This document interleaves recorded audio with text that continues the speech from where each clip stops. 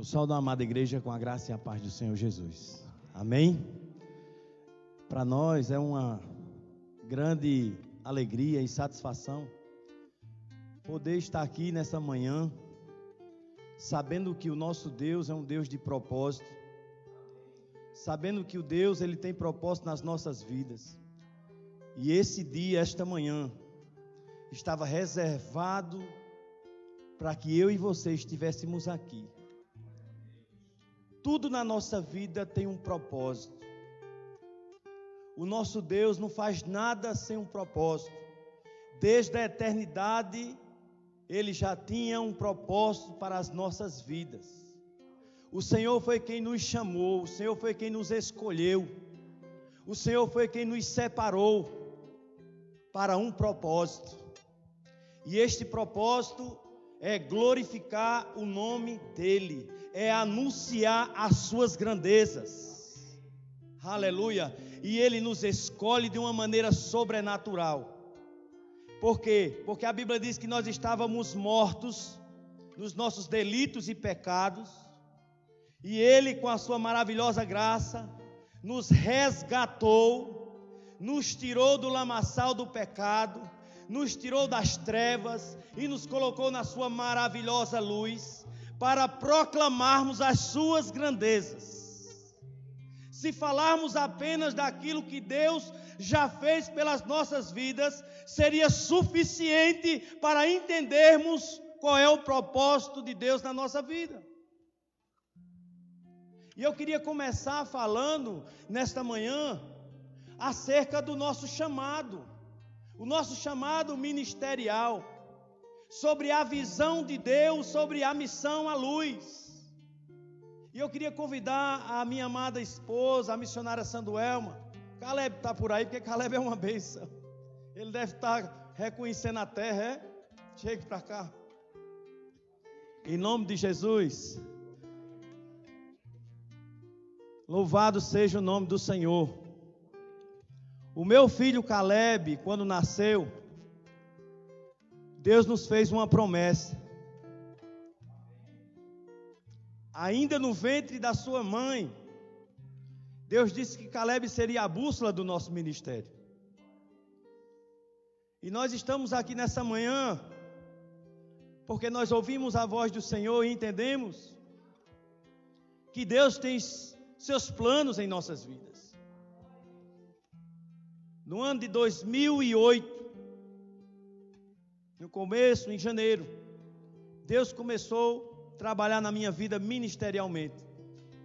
Fiz parte de um ministério chamado Extreme Impact, na cidade de São Paulo. E esse ministério me levou por todo o Brasil e me fez conhecer todas as denominações evangélicas. Naquele momento eu não entendia o que Deus estava querendo fazer com a minha vida e através da nossa vida e da nossa família. Sei que por fim fui despertado naquele ministério para o chamado pastoral, para o cuidado, porque eu evangelizava muito e Deus cobrava de mim o cuidado, não somente levar a palavra, mas também cuidar. E eu fui incomodado pelo Espírito Santo de Deus e em 2010, Deus me deu uma visão de uma cidade, usou um profeta, o pastor Livingston Farias, da cidade de Cabo Frio, no Rio de Janeiro. E ele disse que Deus naquela noite ia falar ao meu coração, ia me dar o nome de uma cidade, onde eu iria começar o meu ministério pastoral e plantar a primeira igreja. E assim aconteceu. O primeiro campo missionário dediquei a nossa vida, a nossa família, 5 anos naquela cidade de Cubati, no Seridó paraibano, uma cidade muito simples, muito humilde, mas foi a cidade que Deus quis que nós estivéssemos lá no período de 5 anos. Começamos um trabalho do zero. Na mesma cidade plantamos 2 igrejas numa só cidade, uma cidade com 6.000 habitantes. E no mesmo período, minha filha foi estudar numa cidade chamada Picuí, a cidade da carne de sol. E lá plantamos mais um trabalho nesse período de 5 anos. Louvado seja o nome do Senhor. Dali Deus nos levou para o sertão central do Pernambuco, na cidade de Serrita, um lugar muito esquisito. Esquisito mesmo, irmãos. As pessoas não tinham expressão na face. Mas Deus nos levou naquele lugar. Uma igreja antiga, mas uma igreja que estava precisando de uma restauração. E Deus, pela sua infinita misericórdia, nos usou naquele lugar num período de pouco mais de 1 ano e 7 meses. E a instituição que eu pastoreava, o Betel Brasileiro, numa visita de campo, os pastores chegaram lá e disseram: olha, 99% dos pastores sertanejos pedem para ir para a capital, mas não tem igreja. Mas Deus disse que nós teríamos que levar você para lá. E assim nós fomos, sem entender o propósito de Deus. Só entendíamos que aonde Deus nos colocasse era o lugar de proclamar o reino e o evangelho. E assim, quando chegamos em João Pessoa, o nosso filho Caleb, desde que ele nasceu, ele dava convulsões. E eram muitas convulsões. Fomos para vários médicos, não tinha diagnóstico. Os médicos não sabiam o que ele tinha e apenas passavam medicamentos, e os medicamentos atingiam o seu fígado e o seu estômago, e a gente por muitas vezes orava e tirava sem pedir ao médico. E os anos foi se passando, e eu só orava ao Senhor que o Senhor me desse suporte para que eu pudesse conseguir conviver com essa situação, porque todas as vezes que ele dava as convulsões, ele corria para os meus braços. E eu orei tanto pelo meu filho, que quando ele se entendeu de jeito, ele disse: pai, não é demônio não. Ele disse: não é demônio. Porque a gente, quando está na obra, tudo a gente tende a levar também essa questão espiritual. E aí fomos para João Pessoa, e aí as convulsões dele começaram a se agravar, era de 10 a 15 por dia. Quando a gente olhava para ele, pensava que ele ia morrer, porque faltava até fôlego. E eu fiquei desesperado, e minha filha, um dia chegando da igreja à noite, a gente comendo uma pizza, e ele começou a se entortar todo, e eu pensei que eu ia perder meu filho naquela noite. Sim.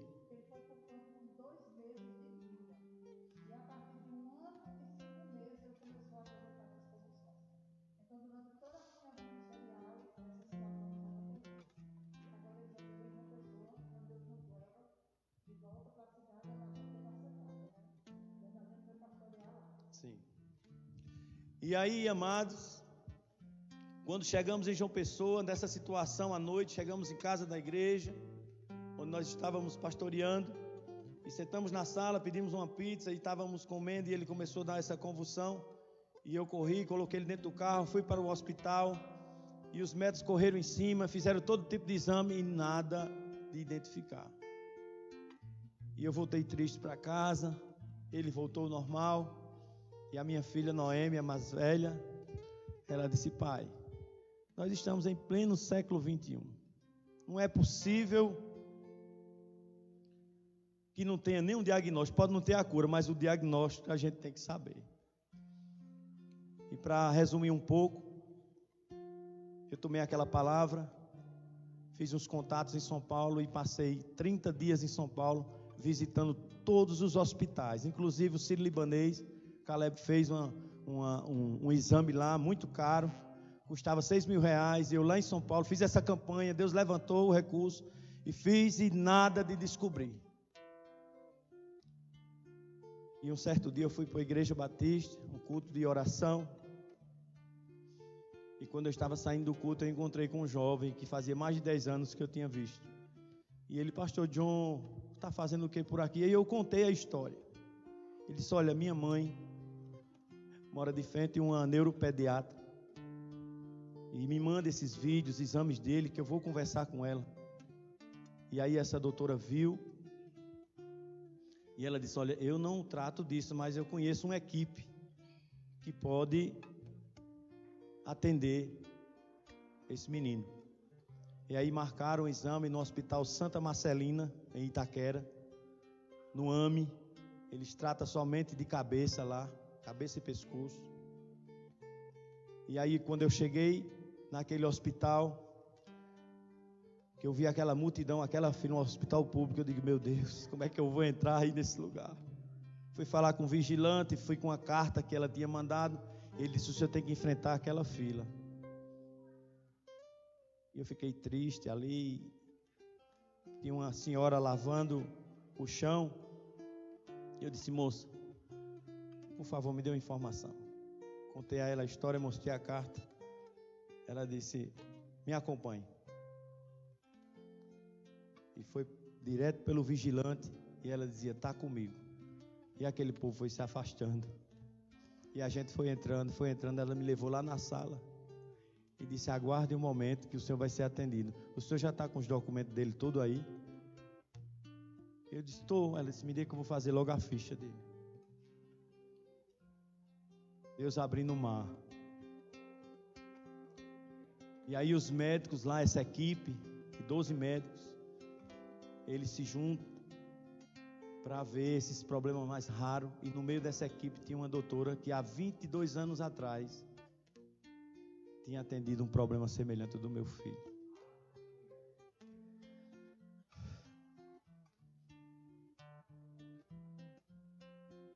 E eu liguei para casa, eu disse, olha filha, os médicos estão suspeitando que Caleb está com armatoma hipotalâmico,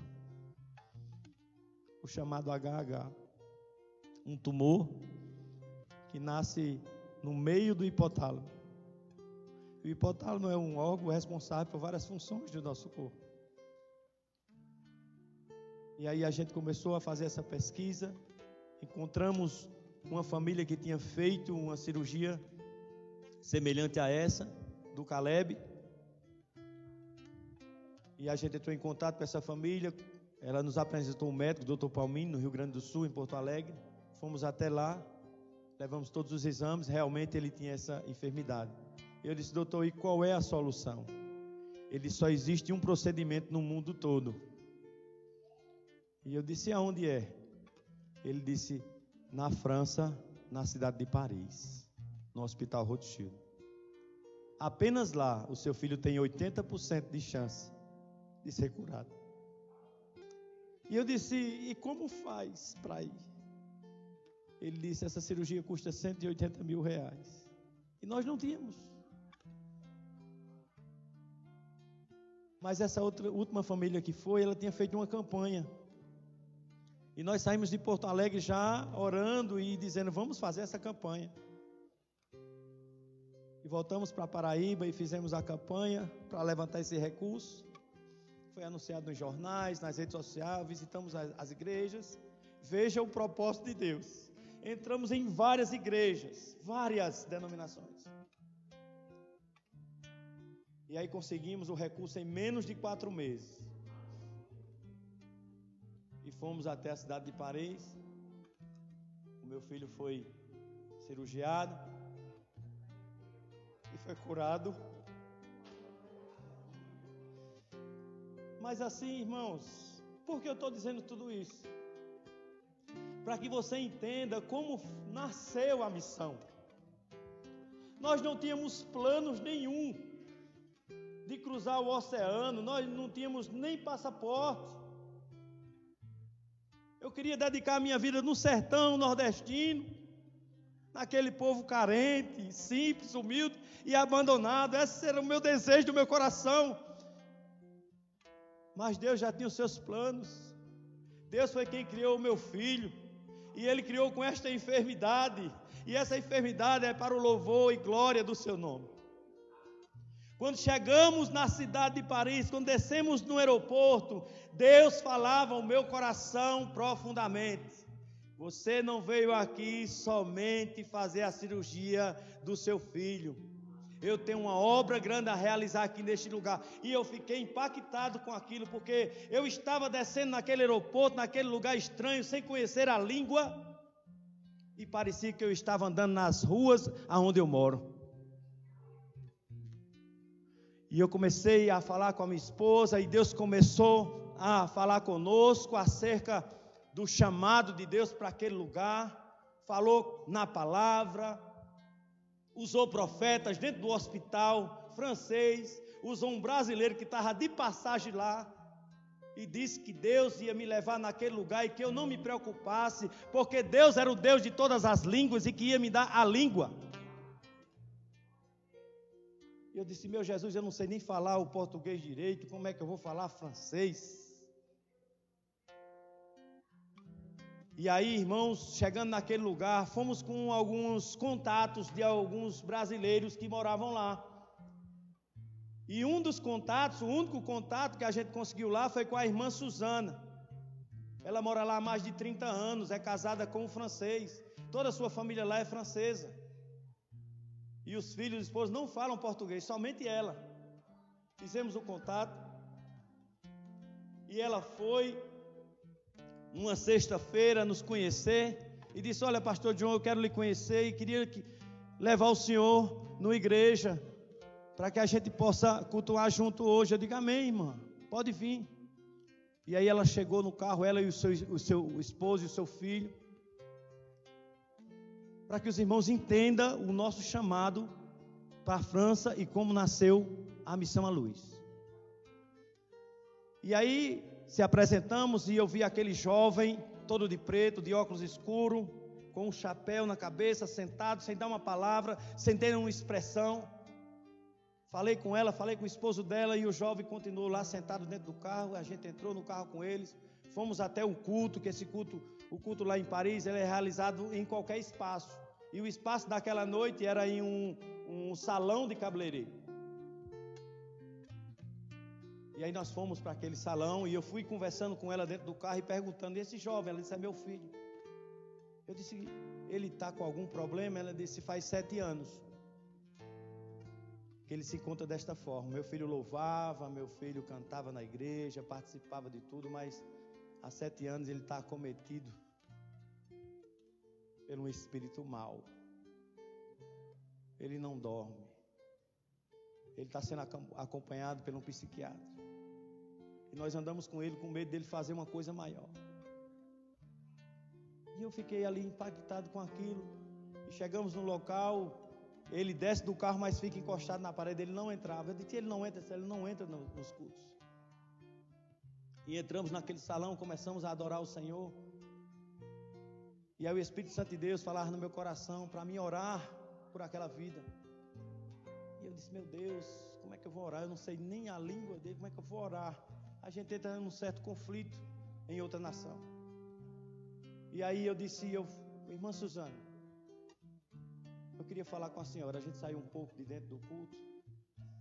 Eu disse: eu senti um desejo no meu coração de orar pelo seu filho.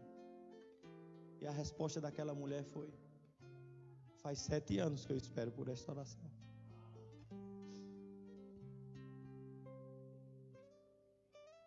Eu disse: pergunte a ele se eu posso orar, porque ele era muito esquisito. E ela falou com ele em francês, perguntando se eu poderia orar, e ele não esboçou nenhuma expressão. E aí, irmão, eu posso orar? Ela disse: pode, pastor. Eu digo: então a senhora vai traduzindo. Quando eu coloquei as mãos sobre o ombro daquele jovem, o Espírito Santo de Deus me fez lembrar: eu sou o Deus de todas as línguas. Eu disse: não precisa traduzir não. Eu disse: no nome de Jesus Cristo de Nazaré, espírito imundo, saia desse jovem agora, no poder que há no nome de Jesus. No mesmo horário, na mesma hora, naquele mesmo momento, aquele jovem tirou o chapéu, tirou o óculos e entrou para adorar a Deus. E até hoje ele dá testemunho nas igrejas. Deus tem os seus planos eternos estabelecidos. Por isso que eu creio que a nossa vinda até Cristalina é o próprio Deus quem permite, porque Ele é quem sabe os planos que tem ao nosso respeito. Diz a palavra, planos de paz e não de mal. Ficou só por aí? Não. No domingo ela foi nos pegar novamente naquele lugar. E fomos até a igreja, era outro local, e a gente adorou o Senhor. Ela disse, eu queria que vocês fossem na minha casa para que a gente pudesse jantar juntos. Lembra da palavra de ontem, quem esteve aqui e quem assistiu? Nós somos a resposta para este mundo. E aí, ao sentar na casa daquela mulher, na sala, o esposo dela, o irmão Benoá, estava ali preparando a janta, e ela senta de frente para mim, para minha esposa, e mais uma vez ela diz, faz 22 anos que eu espero esta visita. Foi uma palavra profética sobre as nossas vidas. E aí, irmãos, a palavra que eu trouxe ontem foi a palavra que Deus colocou no nosso coração acerca do chamado, acerca da posição da igreja mediante a este mundo corrompido, esse mundo de pecado. Nós somos a resposta. Lembra que aquele aleijado, ele era colocado todos os dias à porta do templo para pedir esmola, e as pessoas apenas davam aquilo que ele estava pedindo, não aquilo que ele mais necessitava. Então aquela mulher estava nessas mesmas condições, ela estava indo para a igreja, ela estava querendo buscar a Deus, mas ela não recebia o que ela precisava. E ali começamos a orar, e ela questionando e dizia, olha pastor, muitas das vezes eu chegava para o meu pastor para me consultar com ele. Sabe qual era a resposta que o pastor dava a ela? Cada um com os seus problemas. E ela voltava, se abraçava com as pilastras da igreja e dizia, Senhor, não me abandone. O Senhor deixou pessoas para ser amadas e as coisas para ser usadas.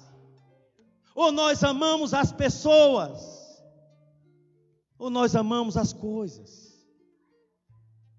Se naquele momento Deus dissesse assim, fique, eu ficaria, eu não voltava mais para o Brasil. Mas foi gerado no nosso coração esse desejo de irmos plantar um trabalho lá na França pela necessidade espiritual, pela atmosfera daquele lugar. O irmão Benoá é um evangelista nato, ele estava sem evangelizar, porque a igreja dizia para ele que ele não precisava mais pregar o evangelho, porque estava bom demais do jeito que estava. E ardia no coração dele, ele pregava muito para os sirilanqueses, que lá na Europa é considerado aqueles batedores de carteiras. E quando ele pregava para aqueles homens, e quando se convertia alguém, a igreja não recebia ele. Jesus não é assim. E a partir desse momento, passamos uns dias lá na França. Essa irmã Suzana tinha 9 irmãs, 9, todas crentes afastadas do evangelho, todas decepcionadas, tráfico dentro da igreja, lavagem de dinheiro, pedofilia, sabe, adultério. Era uma coisa terrível, e elas não foram criadas no evangelho daquela forma, e ali elas se afastaram. E eu disse, irmã Suzana, marque uma visita pastoral. E dedicamos um sábado todo, convidamos essas irmãs, ele marcou um encontro lá, e passamos o dia inteiro só ouvindo e ministrando na vida daquela família, daquelas mulheres. E olha que interessante, olha que campo, cada uma casada com um homem de uma nacionalidade diferente, uma com coreano, outra com um japonês, um alemão, um italiano. Era uma coisa maravilhosa, e eu olhava assim e dizia, meu Deus, Como é que as nações ouvirão se não há quem pregue? E como pregarão se não forem enviados? Como é que aquelas mulheres iam se preparar para ser enviadas se a própria igreja não testemunhava? Voltamos para o Brasil. Eu não sei nem se vai dar tempo eu pregar, mas eu vou estar falando aqui. E voltamos para o Brasil, começamos a orar, eu e a minha esposa. Ficamos em silêncio. Deus falou conosco. E passamos 1 ano e meio orando. E chegou um momento que Deus disse assim: largue tudo. Nós estávamos pastoreando uma igreja em João Pessoa, na Paraíba, na capital. Recebemos essa igreja, ela era uma congregação há 17 anos. Foi emancipada e eu fui o primeiro pastor dessa igreja. Uma igreja com 57 membros. Passamos 4 anos lá. Entregamos a igreja com 212 membros. E Deus disse: largue tudo.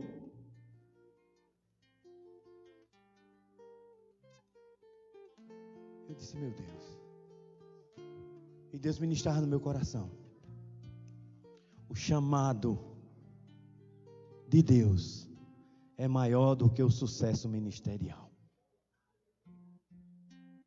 Ele me fez lembrar de Filipe, onde o anjo chega e diz: vai para o deserto, atrás de um. Eu disse: meu Deus. Deus falou à minha esposa a data de sairmos da igreja. Pensávamos até que íamos pela nossa instituição para a França, pelo projeto A Luz. E aí nessa trajetória, o caminho que Deus nos mostrou, não tinha mostrado a instituição. E Deus disse: largue tudo. E eu achando que era só largar a igreja, mas era largar a instituição, porque o reino de Deus é maior de toda e qualquer instituição. Ele disse: vá servir o reino em todas as denominações. Por isso que surgiu a missão A Luz. Quem é a verdadeira luz? É Jesus. E o projeto inicial, quando visitarmos as igrejas, era buscar o recurso para o projeto que nós temos na França, na cidade de Troyes, uma base missionária, onde vai receber obreiros vocacionados. E lá nós vamos preparar os obreiros na língua francesa e enviar para os campos que nós mesmos vamos estar abrindo. Aí quem vai participar disso? A congregacional, a batista, a assembleia, toda e qualquer igreja e denominação que estiver obreiros vocacionados para ir. Sirva ao reino. A instituição existe porque ela precisa se organizar perante a nossa lei, mas o reino ele é maior do que esta e outra e qualquer denominação. Por isso que a missão está aqui hoje sendo recebida pelo pastor Maurício e por esta igreja de Cristalina, porque nós estamos aqui para somar, nós estamos aqui para andar junto com vocês, para evangelizar aqui em Cristalina, para fazer Jesus conhecido a Cristalina, para motivar os irmãos. A palavra do Senhor diz que a gente vai ser reconhecido quando a igreja estiver unida uns com os outros.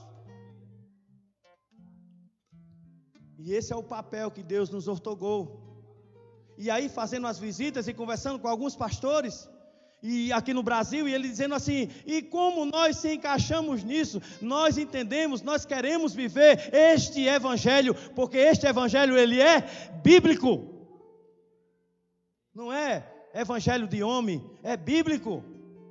Se nós olharmos para a igreja primitiva, nós vamos entender que as pessoas davam atenção a outras pessoas. Então, se a igreja local, se a igreja de Cristalina, ela é uma igreja de Cristo, ela é a resposta para Cristalina. E nós estamos aqui.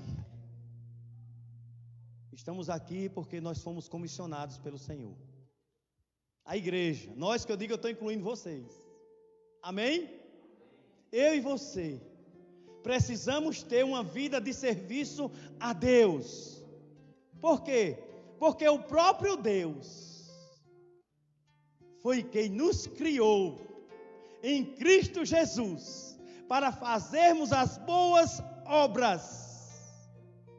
Há uma tarefa, há uma missão. Como é que eu vou me motivar a essa missão? A esse chamado e a esta visão? Quando eu olho para Jesus, porque Ele é o exemplo maior, Ele é a minha inspiração, Ele sempre será a minha inspiração, Ele tem que ser a nossa inspiração. O próprio Jesus, Ele sendo o próprio Senhor e Deus, tendo seu lugar de honra, de glória, deixou de ser adorado pelos anjos,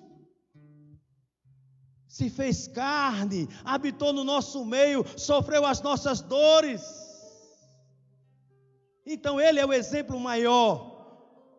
Ele se doou na cruz do Calvário, Ele se entregou pela minha vida e pela sua vida. Então, para proclamarmos o Rei de Deus, só bastava olhar para o sacrifício de Cristo na cruz do Calvário e entender que Ele se entregou por nós. Ele é a luz desse mundo e nós somos os luzeiros, nós somos os representantes de Cristo, os discípulos do Senhor. E os discípulos fazem aquilo que o Mestre ensina. E essa é a função nossa. É a função da missão.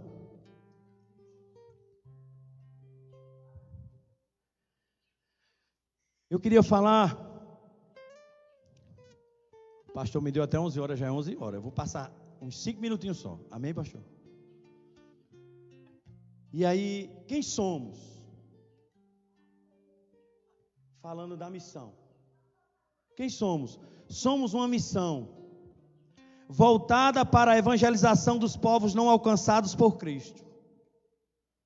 A nossa missão atuará também capacitando, cuidando, apoiando missionários, obreiros e pastores no sertão, em todo o Brasil, na França e no mundo, quem sabe.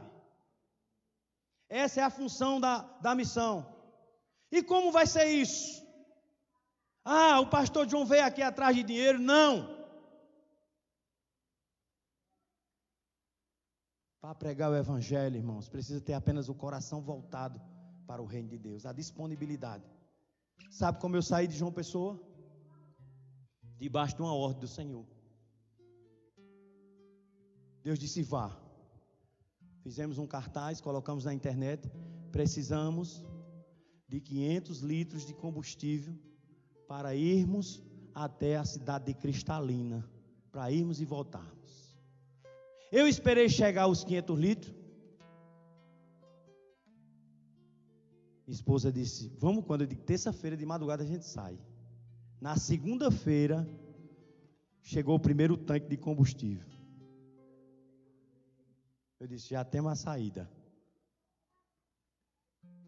Na segunda-feira à noite, chegou o segundo tanque. Eu disse: já dá para a gente chegar até Petrolina.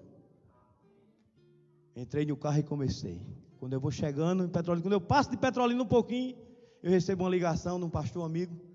E disse: pastor, o senhor já saiu? Eu disse: já. Eu tinha conversado com ele na segunda-feira, ele tinha perguntado se eu já tinha conseguido tudo. Eu disse: não. E o senhor saiu sem garantir os 500 litros? Eu disse: meu irmão, vai que Jesus quer me levar na estrada, eu vou andando logo. Ele disse: eu estou colocando agora mais um tanque. Aleluia. E a gente vai caminhando e chegamos até Luiz Eduardo Magalhães. Aí a parada lá foi muito estratégica, né? Não tínhamos o combustível de chegar até aqui. Passei um dia, meu tio mora lá, passei um dia visitando ele, orando por ele lá e tal, né? E de repente, olha os planos de Deus. Uma sobrinha minha disse assim, uma prima minha: pastor, você veio aqui porque Deus tem um propósito. Eu estava precisando ouvir essas palavras. E eu me arrumando de noite, já a mala e tal, para sair no outro dia de manhã. Aí meu tio disse: oxe, vocês vão que horas? Eu disse: de madrugada. Ele disse: e a gasolina? Ele mora de frente a um posto. Eu disse: a gasolina está no posto. Ele disse: pegou o cartão e disse: vai encher o tanque lá. E eu fui encher o tanque. Na saída ele disse: mande seu Pix. Eu digo: amém. Quando eu vou chegando, eu não sei o nome daqui, muita coisa, mas eu tinha gastado quase um tanque, né? Que é 2 tanques de lá para cá, né? Não, quase 2 tanques, é um tanque e pouco. Aí ele foi e colocou outro. O Deus não mudou. Agindo Deus, quem impedirá? Dormi bem, comi bem, estou bem. Pregamos ali em Petrolina, dentro de uma comunidade, chama o que ali? Vila Agrícola. E vamos implantar um trabalho lá também. Em nome de Jesus. Então, a visão é esta. É viver pela fé e ver o agir de Deus. Porque as coisas feitas do jeito de Deus têm os recursos de Deus. Às vezes a gente está esperando fazer, depois que... Não, faça do jeito que... Na força que você tem. O que você tem, faça. O jovem que estava ali com Jesus no meio daquela multidão, onde ele estava pregando, que fez o milagre dos pães e dos peixes. Aquele jovem apenas tinha 5 pães e 2 peixinhos. Mas ele estava perto de Jesus, ouviu a necessidade e disse: aqui, ó, eu tenho isso aqui. Ele olhou com um olhar de misericórdia para aquele povo, disse: eu vou ajudar de alguma forma com o que eu tenho. Deus não precisa de mim nem de você, mas Ele quer nos usar para o nome dEle ser glorificado através das nossas vidas. Então use o que você tem, use o que Deus te deu, para que o nome dEle seja exaltado e glorificado. Deus é Deus, e Ele vai dando no contra-gota, sabe por quê? Porque Ele quer que eu e você tenham experiência com Ele. Experiência com Deus é a melhor coisa. A intimidade, a comunhão. Por isso, amados irmãos, essa missão existe. O projeto tem um viés transcultural, fazendo uma ponte entre Brasil e França, podendo entrar em outros países. Ele atuará também como uma agência missionária. Por exemplo, tem alguém aqui que tem um chamado para ir para a França, faz um contato com o pastor Maurício e o pastor Anjo, e aí eles mandam a documentação das pessoas, e a gente consegue uma carta convite para trabalhar na obra. O visto tem que ser religioso, não é visto para trabalhar nem enriquecer, não, é visto para se doar.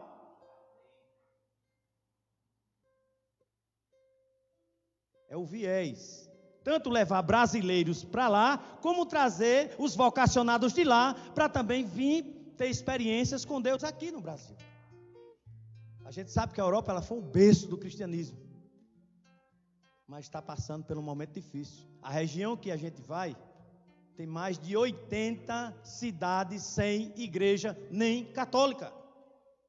Eu vi igrejas fechadas, eu vi com meus olhos. As pessoas falavam, eu não acreditava, mas eu vi com meus olhos boates, bares e restaurantes em igrejas, onde eram igrejas católicas. As igrejas lá são vendidas por um euro, porém você tem que investir cerca de 200 mil euros para deixar ela de acordo com as leis do local. Pastor, e aí, o senhor vai como? A Bíblia diz que de 3 maneiras a gente vai: indo, contribuindo e orando.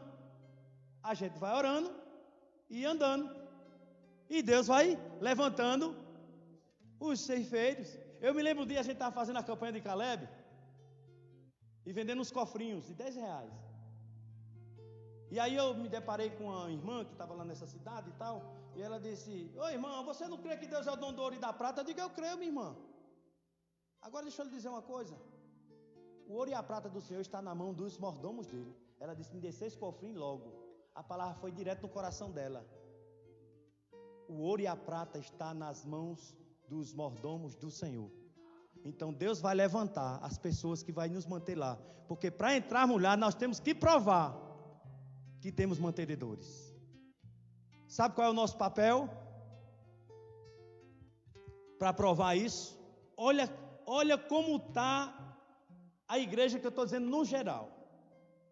Nós visitamos a igreja, temos um formulário, e esse formulário a pessoa declara: eu, fulano, eu, pastor Maurício, declaro para os devidos fins que durante um período de um ano vou estar contribuindo durante 12 meses a quantia de R$100 por mês para manutenção. Aí bota meu nome, o nome da minha esposa e de Caleb, e a gente vai juntando aqueles papéis autenticados no cartório.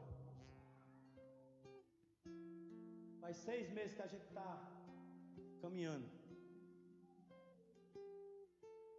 e fazendo esse levantamento. Não levantamos nem R$1.500 ainda. Eu vou deixar de falar, mas eu entendo o propósito de Deus. As fronteiras ainda estão fechadas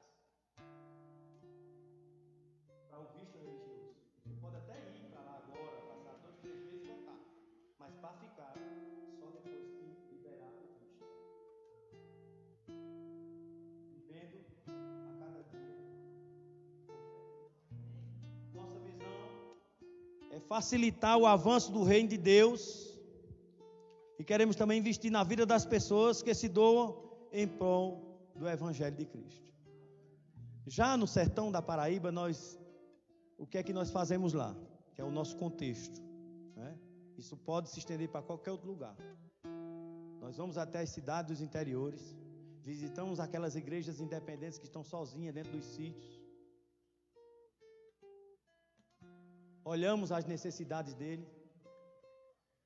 Aí eu vou porque eu tenho condições? Não.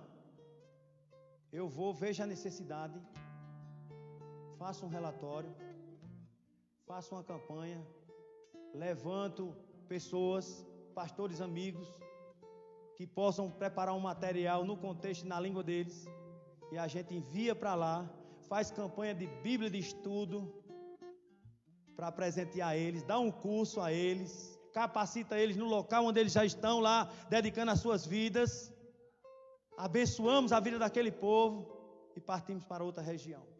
Fizemos isso em um interior da Paraíba, no sertão, com 19 obreiros. Eles vieram para a luz? Não! A luz foi até eles,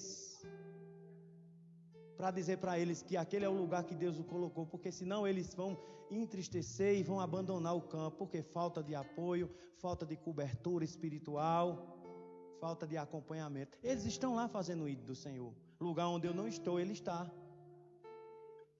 Então como é que eu vou até eles? Eu vou capacitando ele, nós vamos capacitando ele, nós vamos ajudando ele, nós vamos fazendo campanha, e aí a gente mobiliza a cidade, mobiliza outras igrejas, faz um avanço, um impacto missionário, vai lá, sabe, e dá aquela motivação. Essa é a função, essa é a nossa visão. Amém, pastor? E eu quero finalizar, vou ler só um texto. Amém? Louvado seja o nome do Senhor. Esse texto se encontra lá em 1 Pedro, capítulo 2, o verso 9. Que diz assim a palavra do Senhor, mesmo sentado, mas em reverência à palavra do Senhor. Diz assim: mas vós sois a geração eleita, o sacerdócio real, a nação santa, o povo adquirido, para que anuncieis as virtudes daquele que vos chamou das trevas para a sua maravilhosa luz. Só em lermos esse texto, nós já identificamos porque o Senhor nos escolheu. Porque há um propósito, há uma missão, há uma tarefa a se cumprir. E essa tarefa tão somente é proclamar as suas grandezas. Amém, irmãos? Mas eu vou dar a oportunidade à minha esposa, para que ela dê apenas uma saudação. Amém? Os irmãos nos perdoam pelo horário. Eu gosto muito de cumprir horário, mas eu vi que a gente também comeu muito bem lá em cima, né? Teve até foto, glória a Deus por isso. Amém, graça e paz, amados. Eu só quero complementar, né, que esse trabalho todo que a Missão à Luz se propõe a fazer é todo um trabalho voluntário, tá certo? Toda essa capacitação, tudo é feito através de se doar mesmo. Nada vai incluir nenhum investimento financeiro nesse sentido, compreende? Então, as capacitações são dadas gratuitamente aos obreiros, independente de qualquer denominação. O lema da missão, né, que é essa agência missionária, o lema é que o reino avance, amém? E o reino vai avançar através, né, como foi instituído, através das instituições, como igreja, o reino avance. Que o reino avance na congregacional, na Assembleia de Deus, na Batista, no Betel Brasileiro, que o reino avance. O reino precisa avançar. Então, essa é a visão da missão. Amém? Nós temos dito que o patrimônio da igreja são as vidas. Esse é o maior patrimônio, porque o céu será povoado por vidas. Amém? Pelo povo de Deus. Então, é nesse sentido, né, que o pastor não falou, e também de trazer esse despertamento missionário, tá certo? Trazer o despertamento missionário, mobilizar a igreja brasileira, mobilizar em organização de avanço, de capacitação de missionários, de olhar para o vocacionado, de instruir, de levar para o campo, tanto trazer pessoas do sertão aqui para o Goiás, como levar do Goiás para o sertão, levar a igreja a sair das quatro paredes e evangelizar, e falar das grandezas de Deus. Então a missão também, ela nasce com esse intuito, tá certo? De trazer esse despertamento missionário. Amém? Entendemos perfeitamente. O que nos mantém firmes e de pé é entender que Deus, ele é soberano e ele certamente cumprirá todos os seus desígnios e nenhum pode ser frustrado. Por isso que entendemos que não pode até existir obstáculos para que isso seja efetivado. Porém, todos os obstáculos serão colocados por terra, porque Deus fará a sua vontade através das nossas vidas. Amém? Queremos louvar a Deus pela oportunidade de nos trazer aqui, né, a esse lugar onde a gente não imaginaríamos estar, para falar daquilo que Deus fez em nossas vidas e continua fazendo. Queremos que os irmãos compreendam que o que nós demos ao Senhor, de todo o nosso coração, foi a nossa vida. Nós dissemos ao Senhor, nossa vida é tua, Senhor. Iremos um dia, quando Deus preparar, sabemos que iremos para a França, porque nós podemos ir, porque temos capacidade de ir, porque temos condições quaisquer de ir. Não, mas sabemos que iremos, porque Deus disse que nós iremos. É embaixo dessa promessa, de entender que dissemos a Ele, a nossa vida é tua. Quando formos para a França, iremos deixar 2 filhos, nós temos mais 2 filhos, que ficaram na Paraíba, eles irão ficar, só irá conosco Caleb. Nós estaremos deixando nossa casa que Deus nos deu. Nós temos uma casa em João Pessoa. Quem quiser ir para a capital, você já tem um lugar para ficar. Nós temos uma casa lá. João Pessoa é uma cidade muito bonita, na capital da Paraíba, e nossa casa também está à disposição de receber, né, as pessoas. E nós iremos deixar essa casa para trás.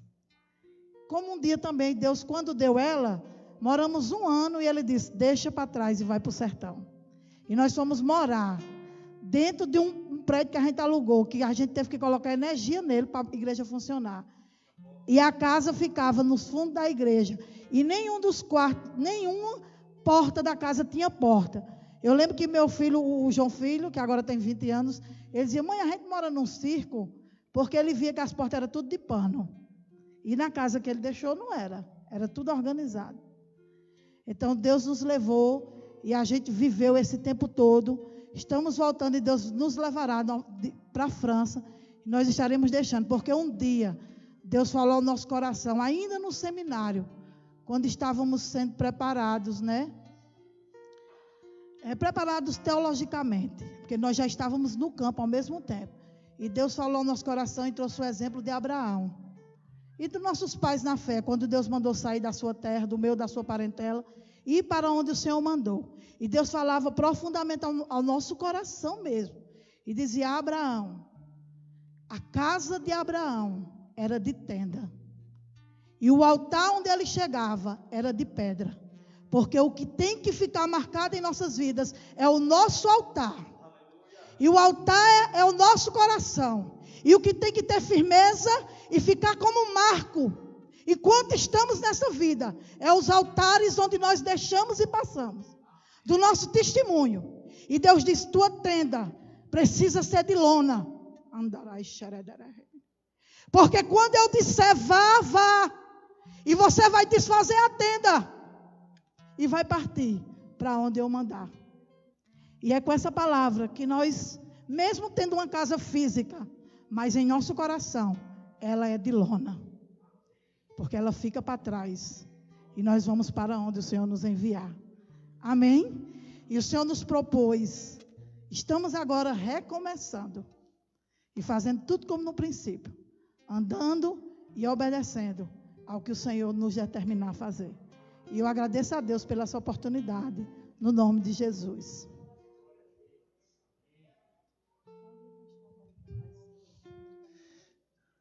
Eu posso agora só apresentar, né? Ontem a gente teve um evento aqui, né? Inicial da missão, os irmãos prepararam e a gente teve muita honra de poder estar aqui, né? E oficializamos ontem, né? Essa agência missionária, né? Essa porta, essa ponte, né? Que é a Missão à Luz. Então, o pastor Maurício e o pastor Ângelo, né? Eles vão ficar coordenando. O pastor é o coordenador, né, principal aqui da região do Goiás e do Distrito Federal. Então, tudo que acontecer, todo missionário que quiser viajar, toda mobilização missionária de toda e qualquer denominação, né, vai procurar ele, né, e a gente vai juntos, né, unir força e fazer todo o projeto para que a gente possa avançar. Amém? E eu quero dizer que Cristalina, ela não vai ser conhecida apenas como a cidade do cristal, não. Ela vai ser conhecida como a cidade de que existe um povo que adora um Deus vivo, um Deus verdadeiro, um Deus que cura, que salva, que liberta e que faz nova todas as coisas. É para isso que fomos chamados. Amém? Deus abençoe. Amém. Pastor John e a